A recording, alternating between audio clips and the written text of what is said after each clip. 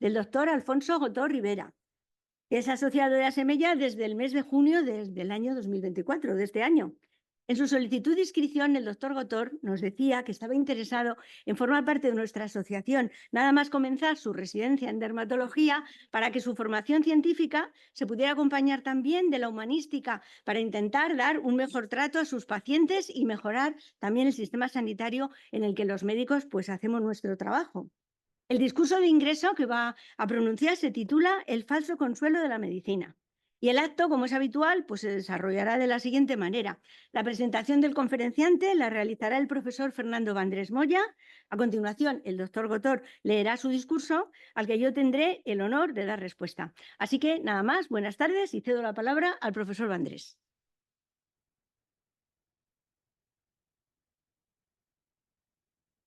Bueno, yo también seré breve porque lo importante es escuchar a Alfonso Gotor. Quería deciros en primer lugar a Sevilla, daros las gracias por esta acogida. Para nosotros es un privilegio siempre.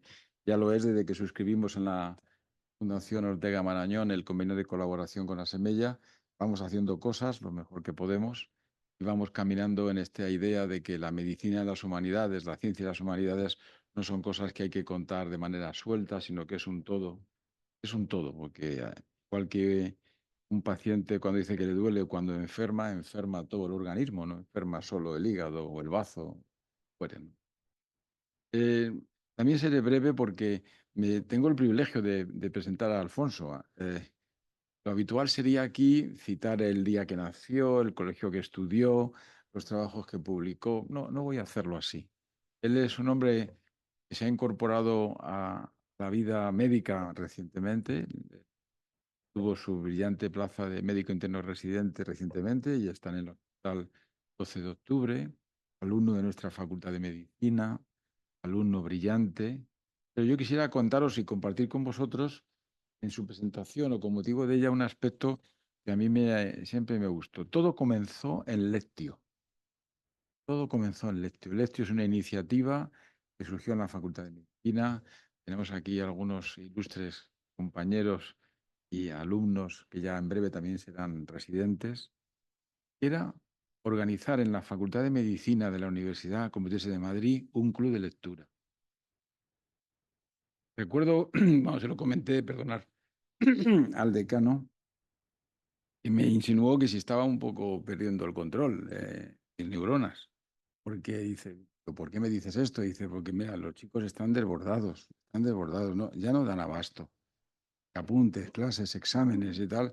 No, no, no creo que vaya bien. Bueno, no sé, creo que somos casi 20, ¿no? Aproximadamente, ¿no? Que nos estamos, ¿verdad? Y en aquellas reuniones, yo, a estas alturas de mi vida, como algunos que también dedicáis, os habéis dedicado mucho a la docencia y a la investigación, pues volvía a renovarme. Yo creo que en la vida se muere un poco y se renace y hay una renovación permanente. Al ver que las nuevas generaciones tenían intereses comunes vinculados a conocer, a saber, a leer, que no sea solamente los apuntes de clase de aquella materia tan específica. Empezó todo en Lectio, se llama Lectio, porque si os recordáis, las lecciones magistrales en la Baja Edad Media, el profesor impartía una lectio que constaba de tres partes, una de lectura, que la hacía sentado en su silla, en su cátedra, y tras la lectura había una discusión, había una disputatio, y tras la disputatio con los alumnos ya aparecía de nuevo el profesor y ponía en orden todo aquello que allí se había comentado. Esa era la lectio de entonces, que ahora se ha perdido en gran medida, porque ahora disputatio hay poca, porque casi nadie pregunta. La lectura es la lectura de unas diapositivas y luego las conclusiones es sálvese quien pueda a veces, ¿no? Bueno, lo cierto es que Lectio recuperó esto y ahí se incorporaron quienes algunos estáis aquí, pero sobre todo Alfonso. Y Alfonso nos aportó unas reflexiones siempre muy interesantes, al margen de la lectura médica y de sus conocimientos en filosofía, de sus reflexiones personales y de su experiencia. Luego él empezó a colaborar en el blog que tenemos en la Fundación Ortega Marañón, el Aula Marañón, y ahí yo fui viendo unas reflexiones ya muy personales. Es decir, ya era un personaje que era autor de su propia vida. ¿Por qué os digo esto? Ya voy terminando. Porque Lectio nace voy a ser un poco vehemente y quizá radical, porque el mundo no lo vemos. Aquí esto está lleno de oftalmólogos. Lo leemos. El mundo lo leemos. Yo no me considero lector, que eso es una atribución en la que puedes leer más o menos. Me considero un leyente. Eso es un buen término. Porque me veo obligado cada día, a través de mis sentidos, a interpretar la realidad. Y aquí, en el Lectio, cuando preparamos un texto, un libro, cuando lo hacemos o cuando intervenís vosotros, y especialmente en este caso Alfonso, el protagonista, tratar de me hace recordar que efectivamente yo soy un leyente. Un leyente es una manera de estar en el mundo. Y eso me lleva a concluir que el hecho de que en Asemella se incorporen nuevas generaciones con esta iniciativa e interés, con esta llamada, con este vocare, vocación, en los términos de llamada, de inquietud en las humanidades, en la medicina, en la relación con el paciente, me hace recordar que lo que a mí me explicaron cuando era más joven, y yo recogí la traditio, lo que se entrega. La traditio no es una cosa sólida, tradicionalista, que se guarda en un rincón para no cambiar, ¿no? La traditio significa lo que se entrega, lo que entregan los padres a los hijos o los maestros a los alumnos, y ellos lo cogen y lo renuevan. Dice que en México, en la zona de Chiapas, cuando se produce en el ámbito familiar que uno de los hijos, sobre todo en la alfarería, ya ha adquirido un cierto nivel profesional, se hace una fiesta. Entonces el padre, pero lo que hace es coger aquella pieza que le ha resultado más interesante, más bonita, la que tiene más cariño, entonces la rompe delante del hijo para que el espíritu, dicen ellos, de esa fractura se incorpore a esa nueva persona que adquiere el oficio. Esa es la traditio conceptualmente. Así que este concepto de leer, de lectio, de leyente, ahí ha estado hasta ahora Alfonso Gotor, y esperamos que durante muchísimo. Yo me alegro profundamente de que le hayas podido convencer. Habrás hecho algo más que convencerle, pero seguramente el hecho de que esté es un privilegio para nosotros, me imagino que también para Semella lo es, sobre todo porque las nuevas generaciones aporten algo en lo que estamos muy necesitados, que es el talento. El talento es la capacidad de comprender, la capacidad de hacer. Y, y eso yo creo que estamos un poquito escasos, porque del talento surgirá el liderazgo. Yo creo que en cuántos años pues veremos a Alfonso en lugares muy importantes, porque será el testigo. Yo se lo deseo. Él es prudente y humilde como los médicos en general, o los profesionales en particular, ¿no? Así que yo te cedo la palabra con mucho gusto y te doy las gracias por haber aceptado este reto y sobre todo por venir a incorporar años de vida sana y aire fresco a estas organizaciones en las que todos vivimos en una cierta traditio y queremos que se convierta en lo que se entrega. Así que yo te entrego la palabra que puedo tener.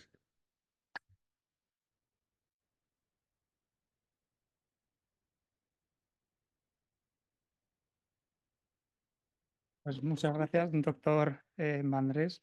La verdad es que da un poco de vértigo estar ahora mismo aquí delante y no, en ningún momento cuando me gradué me imaginaba que en un año estaría hablando delante de tantos ilustres médicos. Voy a empezar un poco más formal. Presidenta doctora Fernández Jacob, miembros de la Junta Directiva y estimados asociados y amigos. Ruego disculpéis la afrenta o el atrevimiento de la juventud que os habla ahora, porque la verdad es que no tengo ni los logros académicos ni los logros literarios que muchos de los que me han precedido en este mismo punto han disfrutado. Doy las gracias, doy las gracias a mi aceptación a una asociación de tanto renombre e historia. No esperen grandes dotes artísticas del discurso, puesto que carezco de todas ellas, y solo ruego que me vean como un pasajero transitorio, lleno de profundo asombro por este mundo al que aspiro alguna vez poder llegar a comprender.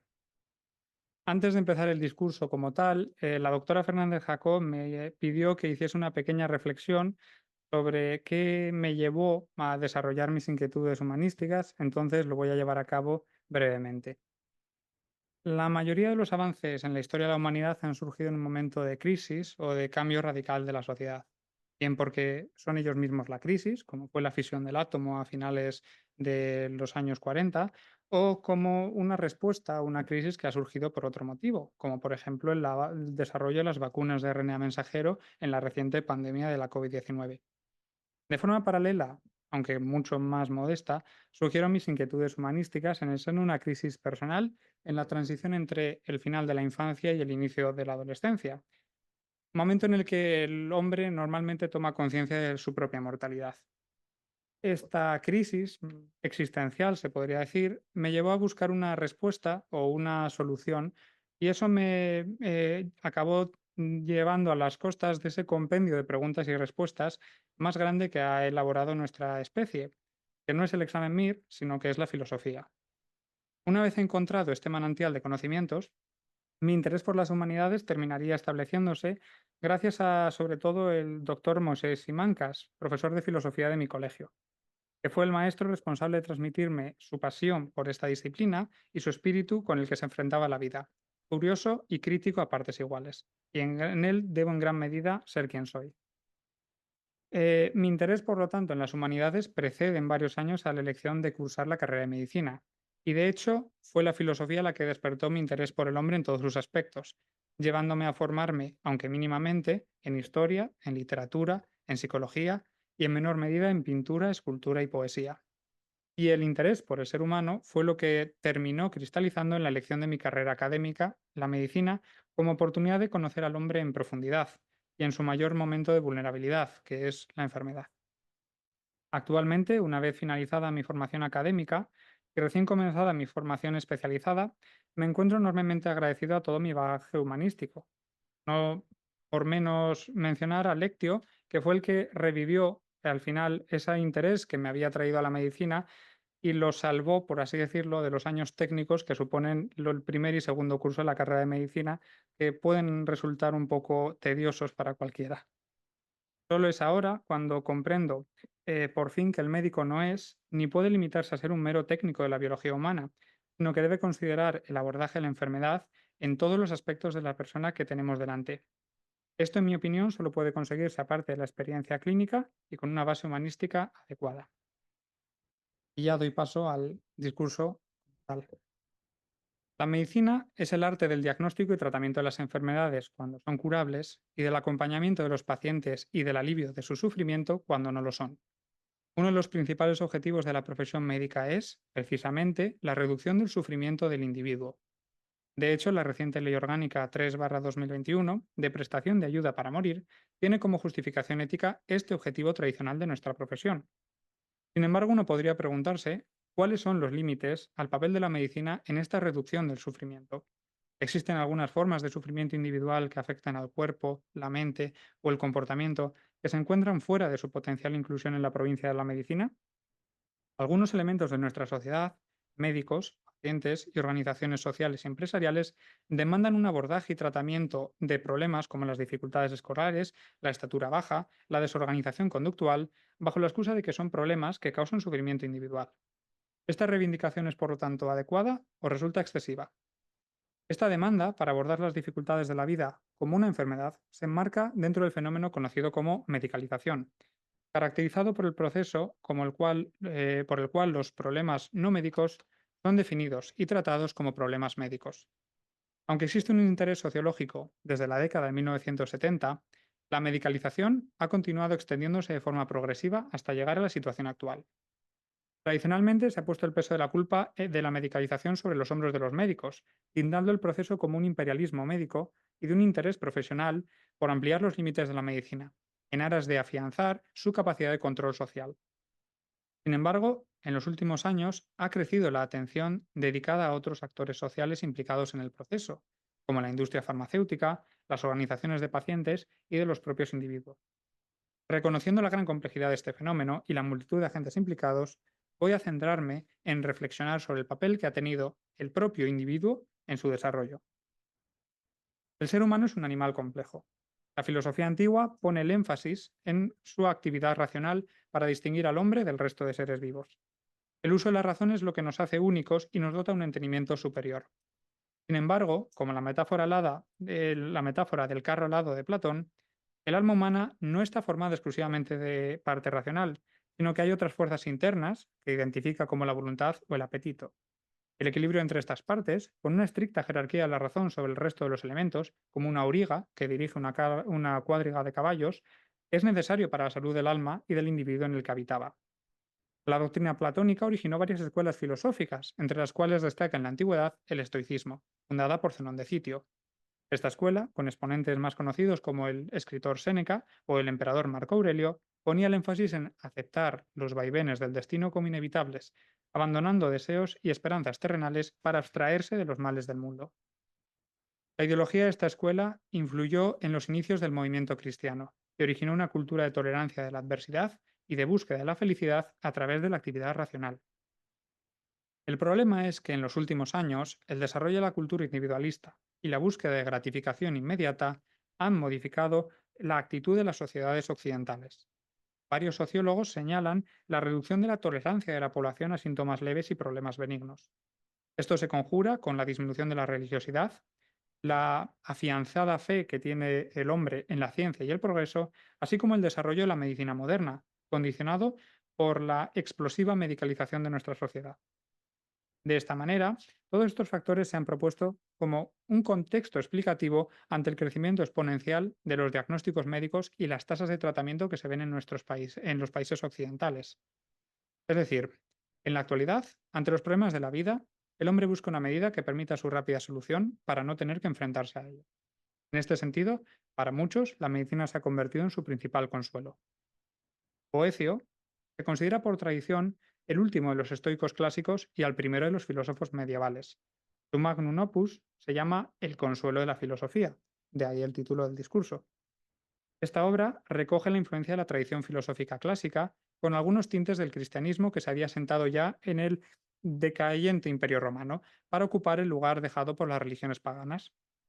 Boecio fue un senador de la ciudad de Roma, nacido en el 480 después de Cristo, solo 4 años después de la deposición del último emperador del imperio. Su vida adulta se desarrolló bajo el reinado de Teodorico, caudillo ostrogodo que ocupó la península itálica. Boecio recibió una educación clásica y destacó por su gran erudición y virtud, por lo que fue encumbrado con las más altas distinciones del estado ostrogodo. Sin embargo, estos honores atrajeron la envidia de la élite bárbara, que lo acusó de conspirar con el emperador de Oriente contra Teodorico, por lo que cayó en desgracia y fue exiliado a una prisión periférica del reino a la espera de ser ejecutado. El consuelo de la filosofía se escribe durante este encarcelamiento como una reflexión sobre la fortuna y el bien último del ser humano. La obra, siguiendo la tradición socrática, está escrita como un diálogo entre un desesperado Boecio, preso y esperando a la muerte, con el espíritu de la filosofía. Este espíritu, indignado ante el estado en el que se encuentra uno de sus hijos predilectos, procede, como si un médico se tratase, a la curación de su paciente, comenzando como los profesionales a los que imita, por una anamnesis. Si quieres la ayuda del doctor, debes relegar la herida, dice. Boecio se queja de haber sido injustamente acusado por sus enemigos y admite que, aunque se esperaría un ataque contra la virtud de los malvados, se encuentra sorprendido de que las esperanzas de estos hayan conseguido sus frutos.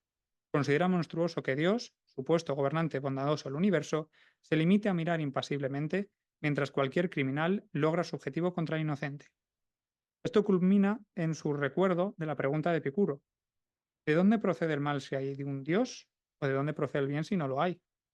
Para Boecio, la fortuna debería sonrojarse ante la vista de la inocencia acusada, o al menos ante la depravación de sus acusadores. La expectativa de que la fortuna favorecerá continuamente a uno mismo, y la queja agraviada cuando no es así, resulta una constante en todas las edades del hombre. Ante esto, la filosofía, en la obra de Boecio, nos responde a todos a través de su diálogo, comentando que no entiende esta queja. La fortuna, por naturaleza, es cambiante, una señora caprichosa que hace con los humanos lo que quiere. Nos recibe desnudos y sin ninguna posesión del vientre de nuestra madre, amamantándonos de sus recursos. Sin embargo, la riqueza, los honores y cosas parecidas caen bajo su jurisdicción, por lo que no tendríamos derecho a quejarnos si se nos retira aquello que nunca fue nuestro. Más aún, el espíritu añade que nadie acepta con facilidad lo que la fortuna le depara, encontrando siempre algo que choca con su condición, puesto que ningún hombre es completamente feliz, al ser la naturaleza de los asuntos humanos el estar colmados de ansiedad. Por lo tanto, Si en un momento dado uno no se considera afortunado porque sus razones de alegrarse pasaron, entonces no se debería tampoco considerar miserable porque las mismas desgracias ya están pasando, ya que en ley eterna está decretado que nada del cambio está liberado. De esta manera, la ideología del estoicismo podría resumirse en la máxima: toda suerte es buena suerte al hombre que la tolera con ecuanimidad. La búsqueda de fama, placer, poder y riquezas, tanto en tiempos de Boecio como en la actualidad, sigue siendo una de las principales preocupaciones de gran parte de la población. Mientras estos falsos guías, sometidos a la fortuna, sigan a los mandos de nuestras vidas, los hombres seguirán infelices. Lo único que cambiará será el tipo particular de los problemas de los que se quejen. Como antes he señalado, se considera que la sociedad actual tiene una capacidad de tolerancia mínima ante problemas o síntomas leves. Muchas personas consideran que si tienen un leve dolor abdominal, no tendrían por qué tolerarlo al existir fármacos que pueden corregirlo. En este sentido, se ha producido una creciente medicalización de los conocidos como diagnósticos funcionales, como el síndrome del intestino irritable, la fibromialgia, el síndrome de fatiga crónica, la pirosis funcional, el síndrome de boca urente, entre otros. Sin entrar a considerar el mérito de cada uno de estos diagnósticos como verdaderas enfermedades, sí destaco la tendencia que sugieren. Estos síndromes se caracterizan por síntomas vagos, que interfieren moderadamente en la vida del individuo y para los que el paciente demanda un diagnóstico médico y/o un tratamiento. La búsqueda del diagnóstico, por parte del paciente, en el contexto de la medicalización, se interpreta como una abdicación de la responsabilidad individual. Ante un problema, la existencia de un diagnóstico médico sirve como excusa y rebaja la responsabilidad que tiene el individuo sobre su conducta. No es que sea un vago, es que tengo síndrome de fatiga crónica. Esta evasión de la responsabilidad ha sido ponderada por algunos psiquiatras ante su miedo de que, por ejemplo, el TDAH del adulto fuese usado como como una excusa biológica para explicar el fracaso laboral, el divorcio, la pobre motivación, la falta de éxito o la depresión crónica. Esto cambia el locus de control interno a control externo. Un paciente no es que tenga vergüenza y tiene que trabajar su exposición pública, sino que presenta un trastorno de ansiedad social que debe ser tratado como clobemida. La paradoja es que nuestra sociedad no solo muestra una creciente incapacidad para tolerar los problemas de la vida, sino que también los problemas generados por ella misma le suponen, asimismo, una fuente de frustración. El interés por la belleza es un fenómeno antiguo que se puede ver incluso en las pinturas griegas, pero aquí un giro perverso en el momento actual. Mientras que antes el ejercicio, el maquillaje y los retoques externos era lo máximo a lo que podía aspirar un individuo para mejorar su aspecto, ahora la cirugía plástica, a través de una verdadera estrategia de mercado, ha convertido el cuerpo humano en un proyecto, susceptible de modificaciones que pueden ir desde pequeños retoques hasta intervenciones completas.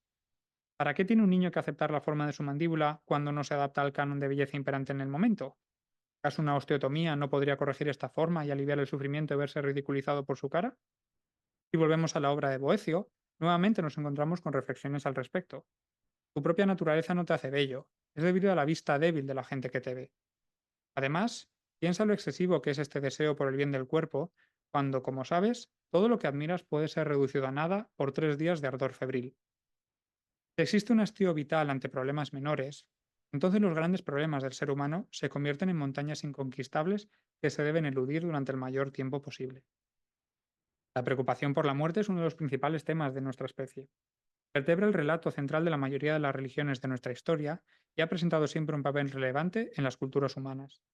Esto se puede comprobar fácilmente al observar los ritos funerarios de cada civilización, que constituyen una expresión que se remonta a los albores de nuestra especie. Este miedo a la muerte también se ha visto envuelto en la vorágine medicalizadora del último siglo.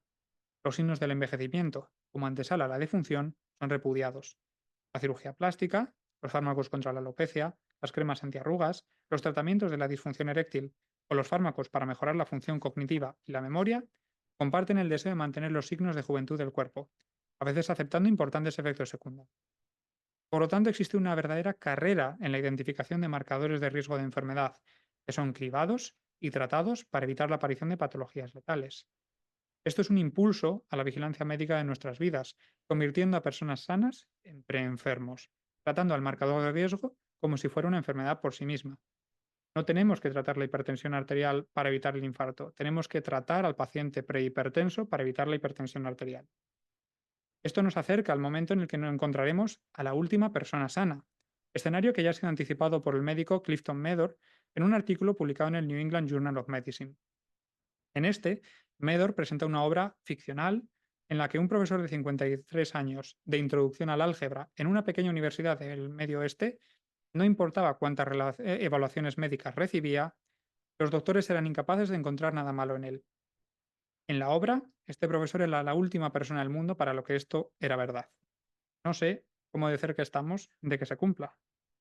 Los aquí presentes, tanto por médicos como por humanos, han entrado en contacto de alguna forma u otra con la muerte. Algunos incluso se habrán visto en la obligación de comunicar a una persona que su final estaba más cerca de lo que se podía imaginar. En esos momentos en los que se observa más de cerca la muerte, es cuando se ve más claro lo lejos que está nuestra sociedad de aquella reflexión del emperador Marco Aurelio. La cesación de la acción, impulso, juicio, es una pausa y un tipo de muerte, no un mal. Ahora pasa a las edades de tu vida, la infancia, por ejemplo, la juventud, madurez y vejez. Para cada cambio de estos había una muerte. ¿Era algo a lo que tener miedo? Pasa ahora la manera de vida bajo tu abuelo, luego bajo tu madre, y cuando descubras muchas otras destrucciones, cambios y finales, pregúntate a ti mismo, ¿era algo de lo que estar asustado? Entonces, incluso el cese, pausa y cambio de tu vida tampoco. ¿Qué persona aceptaría ahora este argumento sin protestar ante la inminencia de su propia muerte? En definitiva, nos encontramos en un momento de verdadera automedicalización. El propio paciente acude al médico con sus problemas, exigiendo un diagnóstico o con un diagnóstico autoimpuesto y demandando una solución médica concreta. Un ejemplo de esto es la medicalización de la infelicidad con antidepresivos. Doctor, mi madre murió hace 2 semanas y me encuentro triste. ¿No hay algo que me pueda recetar? La obra Más Platón y menos Prozac reflexiona acerca de estas situaciones. La filosofía de Platón, siguiendo a su maestro Sócrates, considera que todos los seres vivos buscan su fin último, su bien superior.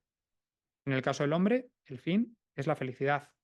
Por lo tanto, la actual demanda social de intervenciones médicas, metilfenidato para la inatención, fluoxetina para la tristeza, una liposucción para el sobrepeso, finasteride para la alopecia, se interpretaría como una búsqueda de cada individuo de la felicidad. Sin embargo, el espíritu de la filosofía, personificado en la obra de Boecio, tacharía a estos hombres de necios. La mente que olvida su luz interior vuelve su confianza a la oscuridad externa. La felicidad, para Boecio, nunca podría ser una característica externa al hombre o que pertenece a otro bien, porque entonces podría ser arrebatada. ¿Cómo un bien supremo, absoluto, puede ser arrebatado por un agente externo? Por lo tanto, la felicidad, la fuente de la felicidad, no sería algo externo, sino una característica intrínseca del hombre.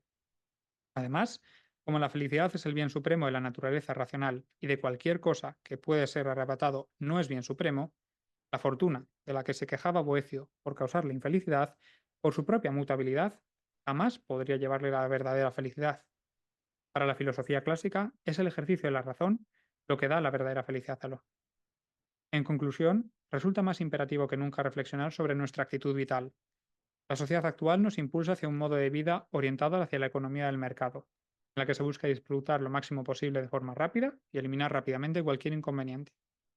Esto ha provocado que la noble aspiración de la medicina a aliviar el sufrimiento de nuestros pacientes se ha visto tergiversada y degradada a servir de mera muleta para tolerar los sufrimientos y las frustraciones cotidianas o evadir los problemas existenciales de nuestra especie. El esfuerzo y el ejercicio de la razón no son premiados y en ocasiones resultan denostados. Esto, teóricamente, nos impediría alcanzar la felicidad verdadera postulada por la filosofía clásica. Ahora más que nunca, parece cumplirse la predicción de la filosofía de la obra de Boecio. La mente que olvida su luz interior vuelve su confianza a la oscuridad externa. Por todo ello, como médicos y guardianes últimos de la llave a la puerta de acceso a muchos tratamientos médicos, tenemos el deber de considerar estos aspectos en el tratamiento de nuestros pacientes. Además, debido a nuestra naturaleza humana, también compartimos muchos de los sufrimientos con nuestros pacientes, por lo que nos beneficia personalmente el aceptar el reto de la filosofía clásica y buscar ese bien último del hombre, aunque solo sea para que cuando nos llegue nuestro inevitable final, recordemos con tranquilidad otra de las reflexiones de Marco Aurelio. En un momento la tierra nos cubrirá a todos. Entonces, la tierra también cambiará, lo que siga cambiará a eternidad, y eso también a eternidad. Un hombre que considera las continuas olas de cambio y alteración y el ágil paso de todas las cosas mortales, las tendrá en desdén. Tengamos pues en desdén los caprichos terrenales y cultivemos juntos en esta asociación la razón pura. Muchas gracias.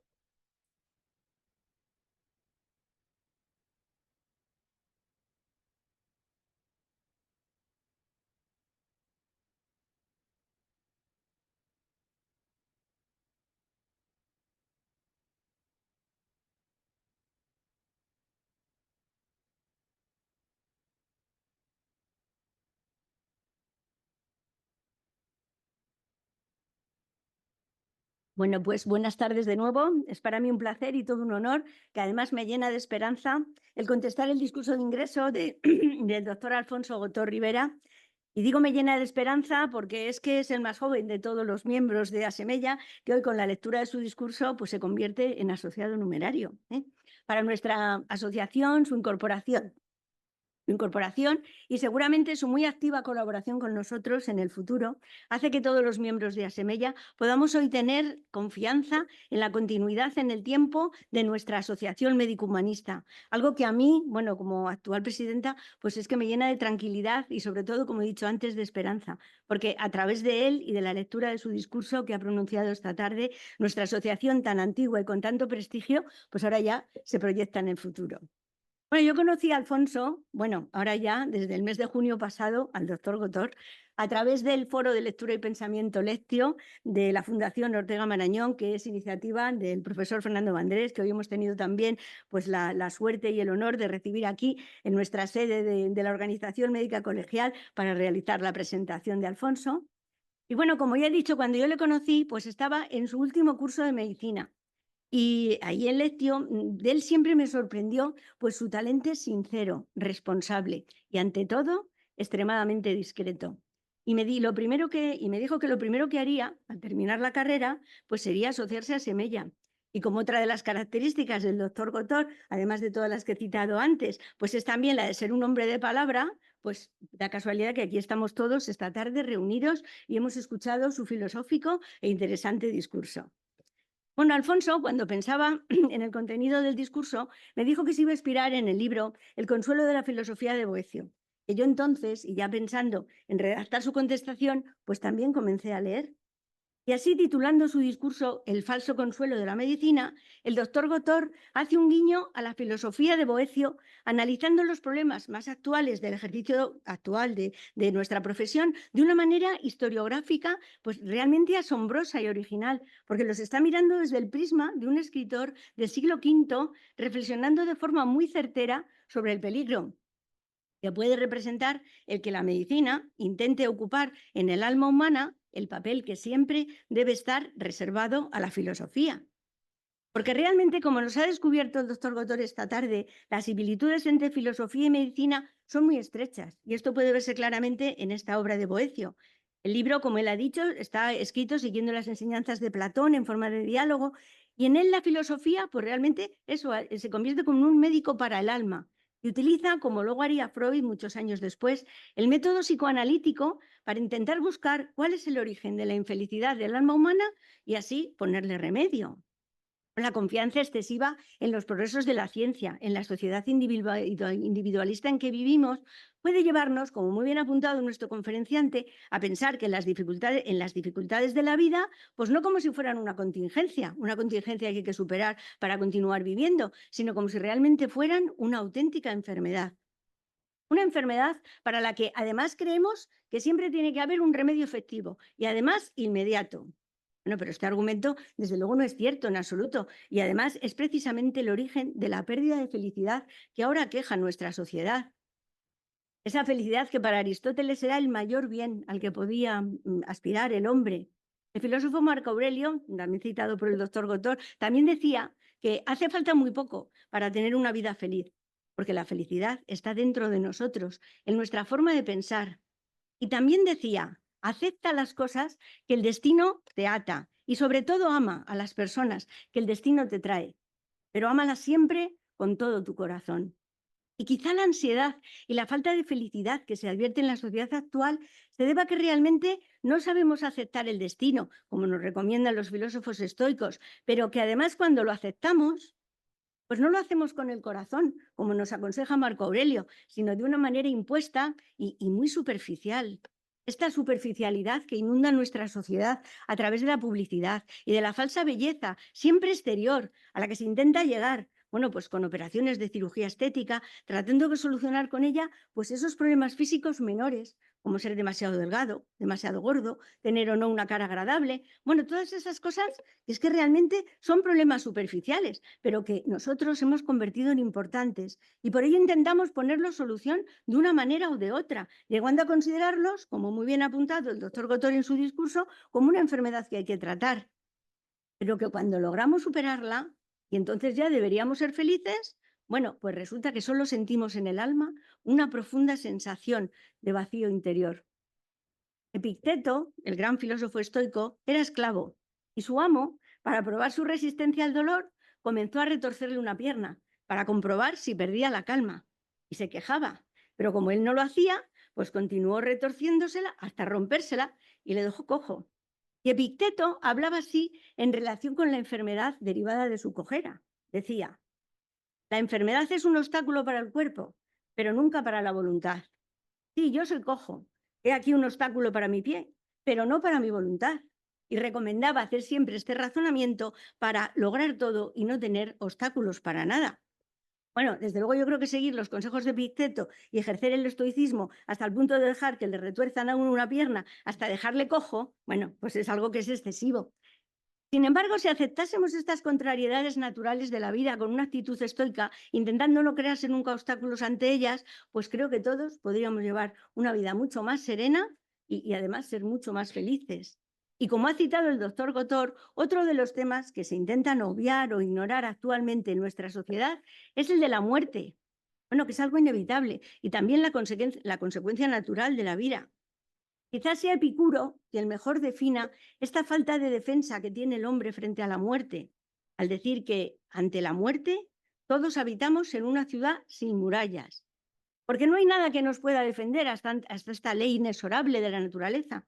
Pero precisamente por ello, por la naturalidad que encierra la muerte, pues es preciso aceptarla como una consecuencia biológica de la vida. Y precisamente porque existe la muerte, debemos intentar transcurrir la vida de la mejor manera posible, como nos lo dice Epicuro, acercándonos a la felicidad, pero a la auténtica, a la verdadera, a la que da el máximo placer, por ejemplo, la que se siente al contemplar la belleza. Bueno, pero nuestra vida tampoco ha de ser simplemente una preparación para la muerte. Hemos de adecuarnos a ella y disfrutarla en todo momento, intentando huir del infierno. Bueno, ese infierno que ya Lucrecio descubrió que no solo podría existir después de la muerte, sino que ya existía en nuestra propia vida. Y él decía, las cosas que existen en el profundo infierno las hallamos todas en la vida. Dice, por eso la vida de los necios se vuelve un auténtico infierno. Y muchos años después de Lucrecio, otro filósofo existencialista, Jean-Paul Sartre, dijo su célebre frase, el infierno es los otros. Por ello no debemos actuar como los necios y convertir nuestra vida en un auténtico infierno, haciendo como hacen los otros, aunque estos desgraciadamente sean mayoría en nuestra sociedad, y llenar nuestra vida de incertidumbre y ansiedad por la enfermedad y la muerte, sino que tenemos que intentar disfrutar de ella entrenándonos en las actividades que hacen crecer nuestro espíritu, pues como la lectura de los clásicos, la música, la pintura o la escritura, es decir, todas estas actividades relacionadas con el humanismo que son las que precisamente fomentan nuestra asociación. Y yo creo que de todo esto el doctor Gotor es muy consciente, a pesar de su juventud. Y esto es lo que le ha llevado a querer formar parte de Asemella nada más terminar su carrera de medicina. Bueno, ya para finalizar, me gustaría hacerlo con las palabras con que la filosofía, como si fuese un auténtico médico, como ha dicho el doctor Gotor, intenta consolar a Boecio de sus desgracias, invitándole a ser consciente de la pequeñez del hombre frente al universo, diciéndole, levanta la mirada hacia la bóveda celeste, contempla su permanencia y la velocidad con que se mueve, bueno, y deja de admirar cosas insignificantes. Y quizás es sobre todo esto sobre lo que deberíamos reflexionar ahora en esta sociedad tan tecnificada y autosuficiente. Pensar en los insignificantes que somos en relación con la naturaleza, intentando no buscar la felicidad ni en el éxito, ni en el dinero, ni en la belleza física, sino en la libertad de nuestra propia alma. Porque también nos dice Boecio, nada puedes imponerle a un alma libre, ni puedes arrebatarle su última tranquilidad a una mente serena, en paz consigo mismo y racional. Bueno, y creo que estas tres características, tranquilidad, mente serena y pensamiento racional, son las que mejor pueden definir el carácter y el temperamento del doctor Gotor, nuestro ya nuevo asociado de número. Y ya nada, para cerrar el acto, pues quiero darte la enhorabuena, Alfonso, decirte que es un auténtico placer poder contar contigo, que estaremos encantados de recibir todas tus colaboraciones médico-humanísticas y que hoy es un día pues lleno de esperanza en el futuro de nuestra asociación por tu incorporación como miembro numerario de ASEMELLA. Así que ahora pues vamos a hacerte como siempre entrega del diploma que ya te señala como asociado numerario. Bueno, daros las gracias a todos por acompañarnos esta tarde y buenas tardes.